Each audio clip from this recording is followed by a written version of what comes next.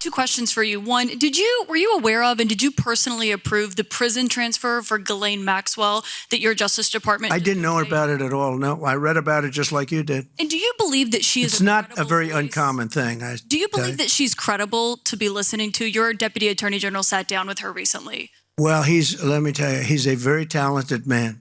His name is Todd Blanche. He's a very legitimate person, very high. I just a very highly thought of person, respected by everybody. And I didn't talk to him about it, but I will tell you that whatever he asked would be totally appropriate. And it's not an uncommon thing to do that. And I think he probably wants to make sure that, people that should not be involved or aren't involved are not hurt by something that would be very, very unfortunate, very unfair to a lot of people. You can't police people for being anti-Israel or pro-Israel. You can police people for violating the law, and we have seen some of that with some of these protests. Okay, so you agree that people who break in and vandalize a building should be prosecuted? Exactly. Okay, I'm just checking because you did help raise money for people who did so on January 6th, which was, impeding an official proceeding, breaking into a building that they weren't allowed to be in, and vandalizing the Capitol.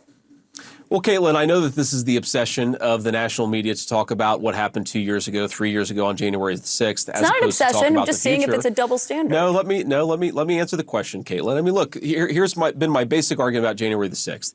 If you beat up a cop, of course, you deserve to go to prison. If you violated the law, you should suffer the consequences. But there are people who protested on January the 6th who have had the complete weight of the Justice Department thrown at them when, at worst, they're accused of misdemeanors. Now, again, there are people who are accused of worse offenses, and that's a problem.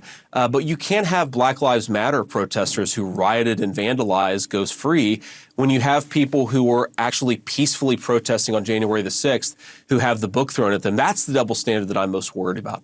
Yeah, I don't think there's an obsession with January 6th, but it is a legitimate question. And given what you just said there, and as Trump is getting closer to, as he's a presumptive Republican nominee, he has said he would pardon, he's considered a blanket pardon for everyone on January 6th. Are you saying that shouldn't happen? People who beat up cops should be excluded from that?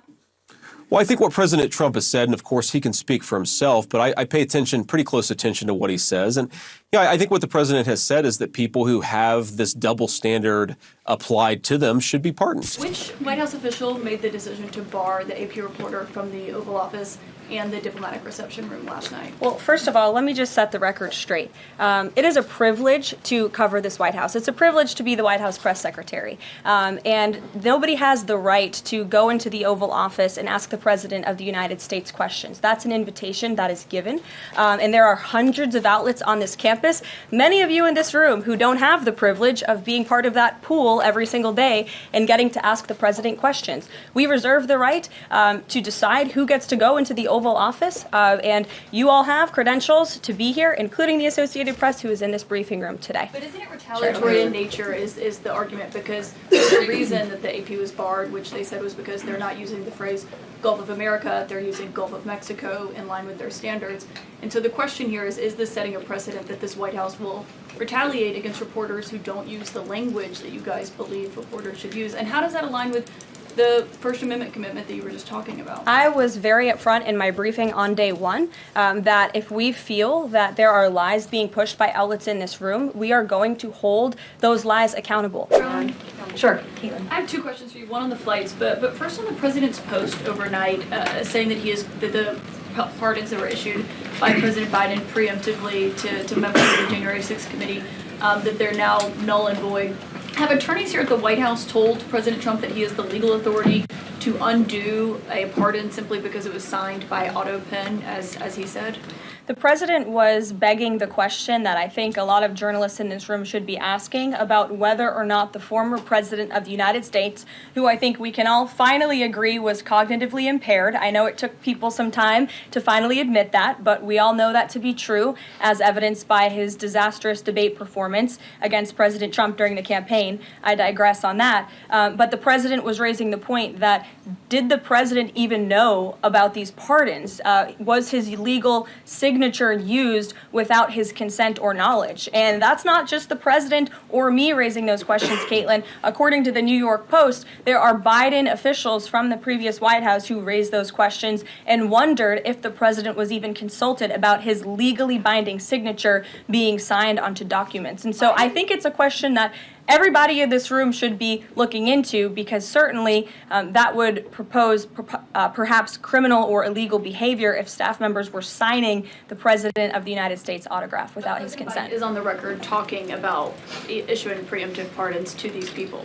But was he aware of his signature being used on every single pardon? That's a question you should ask the Biden White House. Is there any evidence on that he wasn't aware of it? You're a reporter. You should find out. I notice you're able to not take the bait of the moment. You stay on what you're doing. Trump can say, that's a dumb question. Nobody watches you. But you don't seem to take the bait. Is that something you have worked on, or is that something that is part of your personality?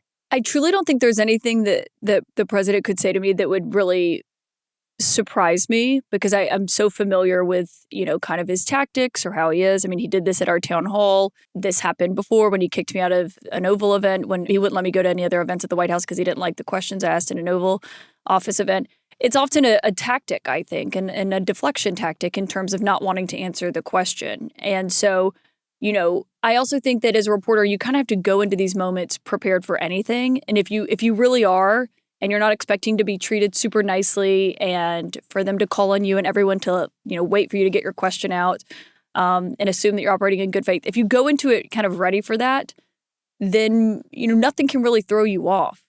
And I think truly also you'll have to remember, what are you doing there? You're there to ask a question. I'm not there to get in a back and forth with the president about, ratings or my credibility or whether he likes me or doesn't like me that day. Right. The point is, because that's a distraction from asking about the person who, the administration admitted was wrongly deported, and what are they doing with that? And so I think that's always kind of just my goal is to not get thrown off of what I'm going in there to do, which is my job. Neither Caroline Leavitt nor anybody within the current White House press corps or around his public relations apparatus has the ability to make Donald Trump or his administration appear confident or like they're delivering on any of his promises that he guaranteed in his 2024 campaign. And because they have no ability to make Donald Trump look good at this point, they just let people like Tim Pool into the press hall so that he can ask questions and be a sycophant and lick Trump's balls, like they always do. But Donald Trump, post-stroke Trump, I must just call him PST from now on, since he's come out, he's gotten right back to lying every time he opens his mouth. We've added $17 trillion worth of investment since passing the big, beautiful bill. $5 trillion in stocks, $5 trillion here. A billion, trillion, gazillion jobs have been added since I became president. And he's going along dragging his foot. The Epstein case will not leave him alone. Inflation is getting worse. The prices of goods, produce is getting higher. He's broken his promises about not escalating any of the wars when he bombed Iran. And Israel's involvement in Israel's attacks on Iran have not stopped. So we're just not talking about it in the broader media. But this opened up a can, Donald Trump did, and it hasn't stopped. And of course, no matter what Israel does, the United States is going to back it, whether or not we have a Republican or a Democrat in office. But Donald Trump, he's just so ridiculous, and he's failing every which way. He's cut programs that people depend on, research initiatives that people all around the world depend on. And he's just souring our relationships. Modi from India won't even pick up the phone for him anymore. So Caroline Leavitt has no ability to cover this up. Your new job, your new person with the Bureau of Labor Statistics, you're not going to release the job numbers now. I wonder why. People ain't that stupid.